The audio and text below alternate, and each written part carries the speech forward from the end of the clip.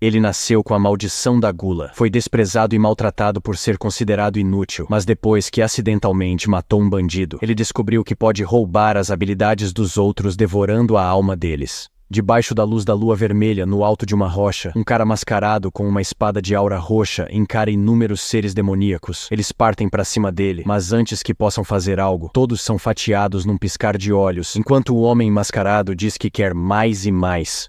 O episódio começa com esse cara que parece um mariachi mexicano sendo perseguido pelos monstros do início. Ele implora por socorro, mas é surpreendido por um dos goblins que pula na carroça. 2 aventureiros aparecem a cavalo e derrubam o monstrengo, e com isso mais aventureiros surgem para ajudar, eliminando as criaturas rapidamente. Depois dessa luta, somos levados até o castelo daquele reino. Lá, há um garoto de guarda no portão que está todo maltrapilho e com a barriga roncando, falando consigo mesmo que está com muita fome. Enquanto isso, o grupo que caçou os goblins, salvando o mexicano, está caminhando nas ruas daquele lugar, comemorando que ganharam experiência, nível e também dinheiro. O garoto ouve eles falando sobre essa caçada, dizendo que jamais poderia fazer isso, e novamente sua barriga ronca alto, fazendo ele pensar consigo que é um inútil com um estômago que nunca para de roncar graças à habilidade inútil que ele tem. A habilidade de gula, mas ele diz que pelo menos tem um emprego. Mas essa tentativa de ser positivo não dura muito tempo, porque logo em seguida vemos os cavaleiros sagrados chegando na cidade. Enquanto seguiam pela rua, um dos comerciantes sem querer deixa uma laranja cair, e ela encosta nos pés de Rado. Imediatamente o homem se aproxima para pedir desculpas. No entanto, o cavaleiro se irrita e dá um chute nele. O vendedor tenta se explicar, mas Rado considera isso ainda mais insolente da parte dele. A cavaleira Memil se aproxima e adverte o vendedor sobre o perigo de confrontar um deles, dizendo que ele poderia ter a cabeça cortada se continuasse com suas afrontas. Sabendo disso, o vendedor pede desesperadamente por misericórdia, e nesse momento, ambos são contidos pelo outro cavaleiro sagrado. Ele diz ao homem que desta vez perdoará suas ações, mas assegura que será somente dessa vez em um tom de ameaça. Rado comenta que o vendedor teve sorte de sair ileso. A cena volta ao garoto que novamente está com o estômago roncando. Nisso, descobrimos para onde os cavaleiros sagrados estavam indo, assim que ouvimos um deles chamar pelo nome do protagonista. Seu nome era Fate. E ao se dirigirem até Fate, o cavaleiro com cabelo de e-girl, que se chama Rafale, pergunta se ele fez um bom trabalho no lugar deles. E assim que o garoto responde que sim, Rafale atira algumas moedas de cobre aos pés de Fate, dizendo que esse era o pagamento dele. E com uma cara medonha, ele diz para ele pegar aquelas moedas. E assim que ele se abaixa para pegá-las, um dos cavaleiros pisa na mão dele com força, dizendo que ele é tão sujo que nem o notou. E ao ouvir o estômago de Fate roncando, o cavaleiro Rafale diz que desse jeito vai fazer parecer que eles nem dão comida a ele. Fate recebe um chute logo em seguida, enquanto o acusam de estar tentando envergonhar a família Vlerick, que é a família desses 3 cavaleiros. Enquanto é agredido e insultado, Fate pensa consigo que nesse mundo há pessoas que possuem coisas e as que não possuem nada. Nisso, Memil se aproxima dizendo que alguém com habilidades inúteis como a dele só ganha dinheiro graças à misericórdia dos cavaleiros sagrados, e que por isso ele deve a vidinha dele a eles, então deveria ser grato. Ainda caído, ele conclui o pensamento de antes, dizendo que habilidades são poderes especiais dados pelos deuses. Então é isso que diferencia ele dos outros. Ele não possui poder algum, apenas uma gula insaciável. Rafale, o cavaleiro com cabelo de e-girl, explica que quando ele não faz o serviço direito, isso acaba refletindo negativamente na imagem deles, os contratantes. Então, ele o manda se levantar logo, e assim que ele tenta, Rado pisa em seu rosto, enquanto Rafale diz que cachorros desobedientes precisam ser bem disciplinados. De repente ouvimos um grito falando para pararem. Quem apareceu era outra cavaleira chamada Roxy, dizendo que tratar os cidadãos que eles prometeram proteger assim não é a atitude de um cavaleiro sagrado. E ao ouvir isso, Rado e Memil olham para ela com desprezo, e ela continua dizendo que guardar o portão é tarefa dos cavaleiros sagrados, algo que deveria ser responsabilidade deles. Ela pergunta indignada se ele acha que esse tipo de tratamento é necessário. Rafale responde de forma cínica, dizendo que também é dever deles proverem emprego para os que não têm, e que a forma como ele e ela tratam Fate é apenas uma divergência de opinião profissional. Com isso, eles se retiram dali. Roxy então vai correndo até Fate e estende sua mão, perguntando se ele está bem. Ele responde que sim, e vê Rafale olhando irritado para ele. Enquanto isso, Roxy diz carinhosamente para Fate ficar quietinho, para que assim ela consiga limpar o sangramento em seu rosto. Ele agradece a ajuda e ela diz que essa é a atitude esperada de um cavaleiro sagrado, ajudar quem precisa. Mas obviamente, ela dá um tratamento mais carinhoso para Fate. Ela também pede para trocarem os turnos, assim ela vai guardar os portões agora. Assim que Fate entrega a bandeira, ela chama ele pelo nome e diz que se esse tipo de coisa acontecer novamente, ele deve contar a ela. Mas ele diz que está tudo bem, que já está acostumado com isso. Então ele pede licença e sai, enquanto Roxy olha para ele preocupada. E ao anoitecer em uma taverna, Fate está comendo enquanto relembra as palavras gentis de Roxy, mas pensa consigo que sabendo como aquele cavaleiro é, nem dá para saber o que ele faria se soubesse que Fate estava pedindo ajuda para Roxy. Por isso ele pretende não arriscar envolver Roxy nisso. E enquanto come, o dono da taverna pergunta a Fate se ele apanhou de novo, alertando que se isso continuar ele vai acabar igual ao outro cara. Ele então agradece a refeição, paga e sai dali. E andando pelas ruas, ele reclama de sua gula incontrolável e inútil enquanto sua barriga está roncando. Ele diz que gostaria de ter nascido com algo mais útil, nem que fosse para ser um mercador ou artesão. Mas infelizmente não tem como mudar isso. Se você não tem nada, você fica preso em ser um perdedor. De repente, ele percebe 3 sombras no alto de um muro pulando, identificando eles como ladrões. Então, imediatamente ele corre para avisar Roxy, e assim que ela fica sabendo, pede para Fate ficar no lugar dela enquanto derrota os bandidos. Logo depois dela sair, Fate ouve de longe o som da batalha, e inesperadamente, um dos ladrões com o braço cortado está vindo correndo em sua direção tentando escapar. Fate fica assustado e tenta fugir, mas ele lembra que Roxy confiou a ele a guarda do portão. Então, para não causar problemas para ela, ele resolve lutar, dizendo que até mesmo ele consegue com o ladrão ferido daquele jeito. E ao matá-lo, ele fica levemente aliviado até que ouve uma voz de sistema dizendo: a habilidade Gula foi ativada, aumentando o status.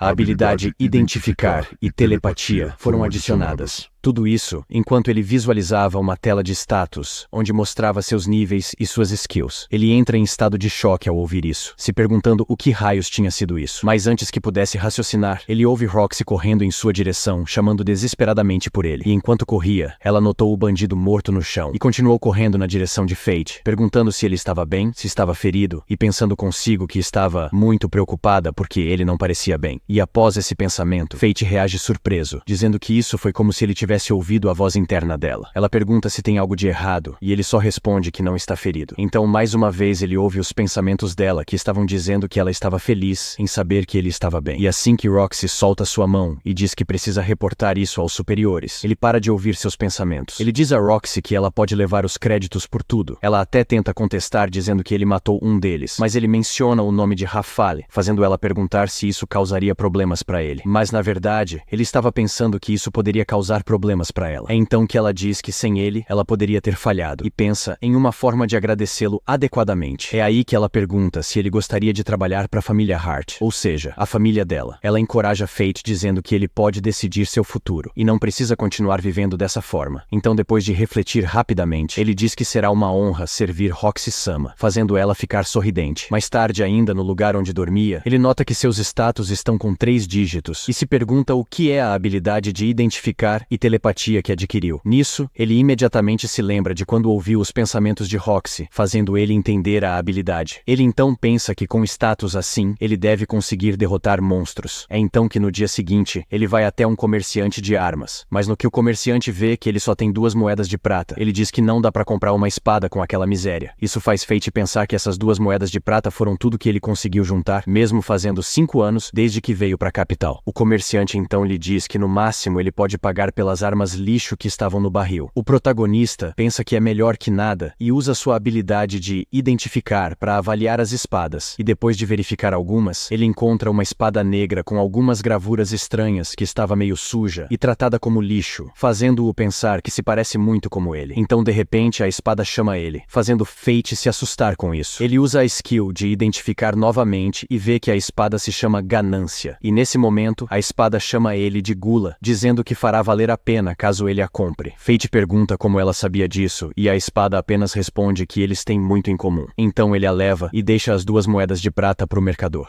A cena então muda para o escritório de Rafale, onde Memil está reclamando que Roxy está tentando contratar Fate para a família Hart sem consultá-los, sugerindo que eles deveriam dar uma lição em quem desafia a família Vlerik. E Rafale responde que não vale a pena se dar ao trabalho, pois Fate era substituível. Ela continua reclamando enquanto Rafale explica que os Harts e os Vleriks são parte das 5 grandes famílias que apoiam o reino, então não teria necessidade de complicar as coisas agora. Nesse momento, ele diz que precisa ir para o distrito militar, e no que Memil questiona sobre que tipo de estudo deixa ele tão entusiasmado para sempre ir para lá, ele responde seriamente que é um estudo sobre como tornar-se imortal, mas ela apenas ri, achando que era uma piada. Enquanto isso, em um lugar longe dali, Fate está andando por um campo rochoso, escutando a espada falar Fate Graffiti, tentando gravar seu nome, e naquele instante, a espada avisa que estão vindo, fazendo Fate entrar em estado de alerta. Rapidamente, um Goblin pula em sua direção, mas é partido ao meio, e com isso, a habilidade Gula é ativada, aumentando os status do protagonista. Dessa vez, ele ganhou a habilidade de aumento de força, mas não demora muito para mais Goblins aparecerem, levando Fate a se defender de vários ao mesmo tempo. Mas, em contrapartida, a cada monstro que ele matava, a sua habilidade de Gula era ativada, roubando os status dos Goblins, fazendo com que ele ficasse muito mais forte para enfrentar o próximo. E enquanto o tempo passava, a única coisa que se ouvia era a voz do sistema falando: a habilidade Gula foi ativada. Com isso, a maior parte de seus status agora estão acima de 1000 e novas habilidades apareceram. A espada então diz que agora ele deve estar satisfeito, e Fate nota que desde então sua barriga não roncou nenhuma vez, dizendo que isso nunca tinha acontecido antes. Ele se questiona falando que achava que as pessoas nasciam com as habilidades que poderiam ter, e a espada responde que ele pode agradecer a habilidade de Gula por isso, explicando logo em seguida que normalmente os status aumentam em batalhas, e com base na experiência, o nível sobe. Mas com a skill de Gula, a coisa era diferente. Essa habilidade rouba status e habilidades, como se devorasse a alma do adversário ao matá-lo. E tudo isso ao custo de não ter experiência, ou seja, é por isso que ele está no nível 1 e nunca vai sair. Porém, seus status e habilidades só vão crescer mais e mais. Fate pergunta como a espada sabe de tudo isso, e ela novamente responde que é porque eles são iguais, e diz que a habilidade de Gula que ele tem é algo que ele não vai querer que os outros saibam, porque é uma das habilidades que desafiam as leis divinas. Então Fate chega à conclusão de que é melhor ele lutar sozinho, mas a espada diz que agora que ele empunha ela, ele não está mais sozinho. E depois de conversarem, Fate decide que é hora de ir embora, mas a espada diz que antes de ir, ele precisa cortar a orelha dos Goblins para poder ter dinheiro. Chegando o pôr do sol, ele caminha pelas ruas com as 2 moedas de prata e 80 de bronze que os 38 Goblins renderam, feliz por isso ser o suficiente para comer carne. E ao dizer isso, a espada diz que a manutenção dela vem primeiro, que Fate deve cuidar dela como se fosse uma joia. E enquanto Fate reclama da espada da ganância ser muito gananciosa, um cara segurando uma garotinha esbarra nele. Assim que ele tenta se levantar, a garotinha toca em seu braço, como se estivesse pedindo ajuda. E nesse momento, ele ouve a voz interna dela gritando por socorro. E ao olhar diretamente para ela, ele vê que ela está aterrorizada, e no que o cara sai puxando ela, Fate usa a habilidade identificar, mas ele tinha uma habilidade que ocultava suas habilidades. A espada então pergunta o que Fate fará, e ele diz que obviamente algo precisa ser feito. Então, seguindo o sequestrador, ele chega a um armazém onde a garota está acorrentada, chorando, enquanto o cara diz que ela será o brinquedo dos cavaleiros sagrados. E ao ver que ele aterrorizando a garotinha, Fate quase reage, mas a espada diz que esse cara é durão, e essa é a última chance dele voltar atrás, fazendo Fate pensar que finalmente ele tem algum poder, então não pode simplesmente ignorar alguém sofrendo. E assim termina o primeiro episódio desse anime. Semana que vem eu volto pra trazer o episódio 2, então se você quer a continuação e curtiu o vídeo, já deixa aquele like pra fortalecer, se inscreve no canal, e se quiser sugerir algum anime, deixa aí nos comentários. É isso e até o próximo recap do Tio Wasabi.